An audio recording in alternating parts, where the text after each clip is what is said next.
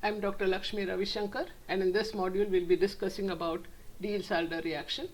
So at the end of this module, the student should be able to write the products of a Diels Alder reaction, identify the molecular orbitals which are participating in the Diels Alder reaction, and also be able to distinguish between suprafacial and antrafacial modes of cycloaddition. So Diels Alder reaction, as we have already seen earlier, is a 4pi plus 2pi cycloaddition reaction between a diene and a dienophile proceeding through a 6-membered cyclic transition state to give me a cyclohexene adduct. So it is essentially a cycloaddition under thermal conditions between a cissoid conjugated diene and a dienophile, which was discovered by Otto Diels and Kurt Alder in 1950. They received the Nobel Prize for this reaction. Diels Alder reactions could be classified as 3 types. The normal 4 plus 2 cycloaddition, wherein we have the diene is electron rich, the dienophile is electron poor. If you interchange and make the diene as electron poor and dienophile as electron rich, we are referring to an inverse electron demand 4 plus 2 cycloaddition. And if you have heteroatoms as part of the diene or a dienophile, then we refer to it as a hetero 4 plus 2 cycloaddition. One could also have intramolecular Diels Alder reaction. So this is an example of an intramolecular Diels Alder reaction.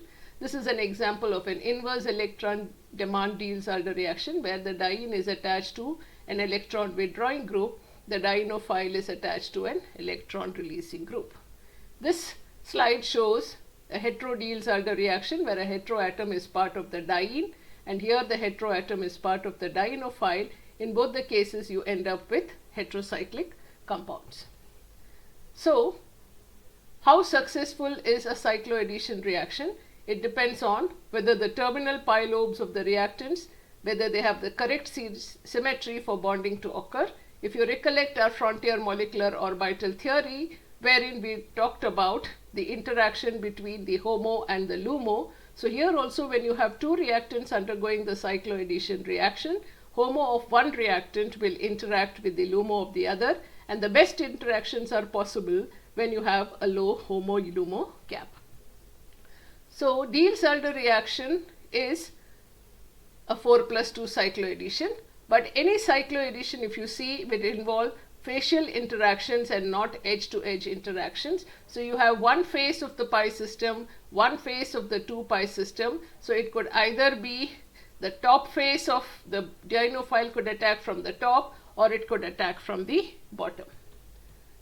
There are two types of interactions which are possible depending on what is the nature of the terminal lobes. Let us assume that this is the MO for the HOMO and this is the MO for the LUMO. Now if you see here, for the overlap to happen, here you have both these lobes are on the same face, so you can have a bonding interaction here, you can have a bonding interaction here. Similarly, here you have a bonding interaction, here you have a bonding interaction. So this kind of a bonding interaction between two lobes which are on the same face is referred to as a suprafacial interaction, denoted as S. But suppose you have a situation like this, where this is bonding, but if you see here now, this is not a bonding interaction. So here the lobes are on the opposite face, like lobes here are on the same face, but here the like lobes are on the opposite face. So if I need to have a bonding interaction between them, this has to undergo a twist such that now you see that these lobes are matching and there can be a bonding overlap. But this kind of an interaction is referred to as an antrafacial interaction. It is not possible when you have small rings being formed, but it is possible when you have a large ring being formed. Both suprafacial and antrafacial cycloaddition reactions are allowed. Now we have two components in a Diels Alder reaction. You have the diene and the dienophile. Let us see what are the requirements of the diene. The diene can be open chain or cyclic. It should be electron rich so that the reactivity is enhanced when you have electron donating group present as substituents on the diene. An open chain diene can acquire two conformations with respect to the sigma bond. Both these double bonds are cis, so it is known as S-cis or S-cisoid. With respect to the sigma bond, these two double bonds are trans, so this is a transoid or S-trans conformation. In order for a Diels Alder to take place, the double bonds have to be cis to each other.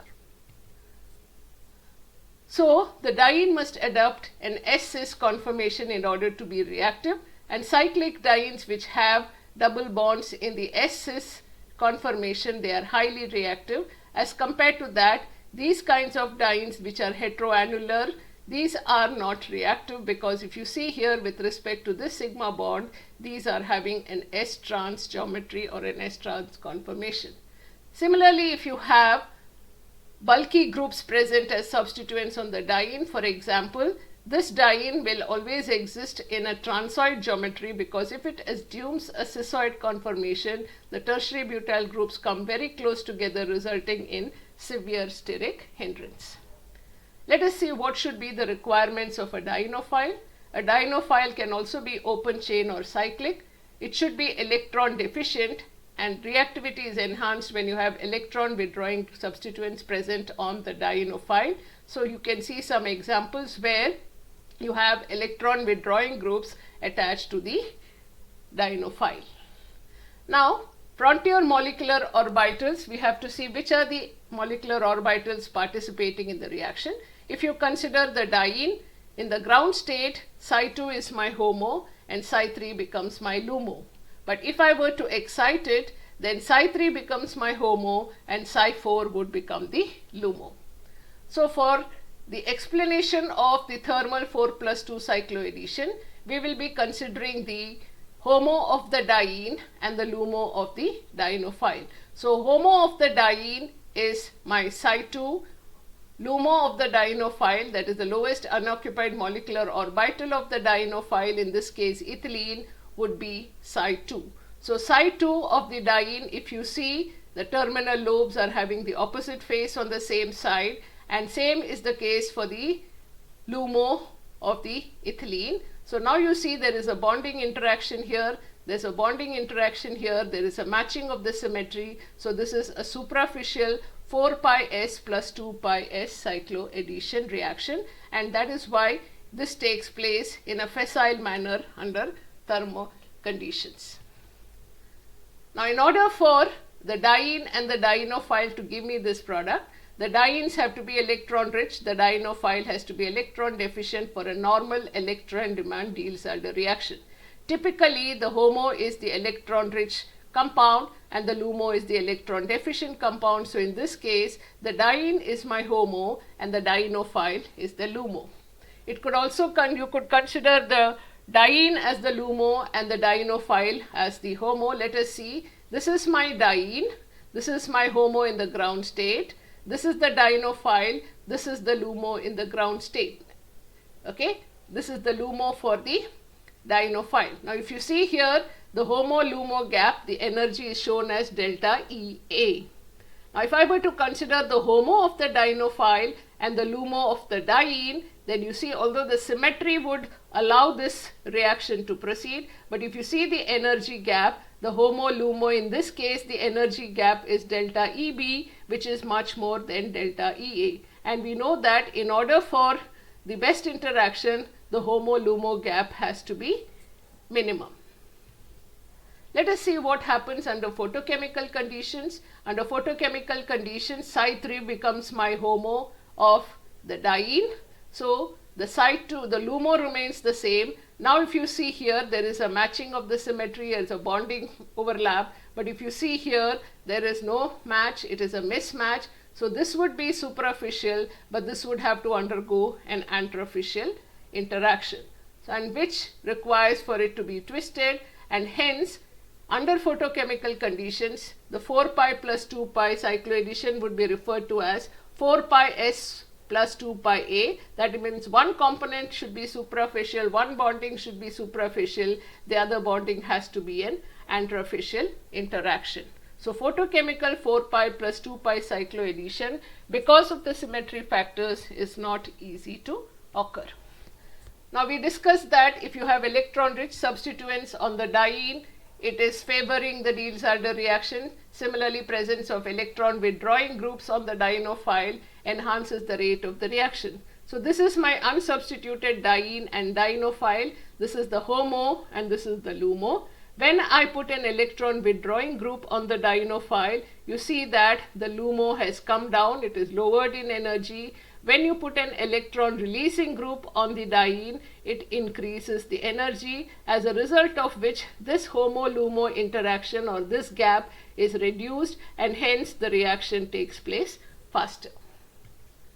Woodward-Hoffmann has come out with the rules for cycloadditions depending on the number of electrons that is present in M plus N. So if M plus N is 4N plus 2, so in case of Diels Alder reaction it is 4N plus 2, it is 6 electrons. Then under thermal mode the interaction would be supra-supra overlap or antra-antra overlap, but under photochemical conditions it would be supra-antra overlap or antra-supra overlap. However, if the M plus N is equal to 4N, say like example 2 plus 2 cycloaddition, which we'll be seeing later, then under thermal conditions it would be supra-antra or antra-supra, and under photochemical conditions it would be supra-supra and antra-antra.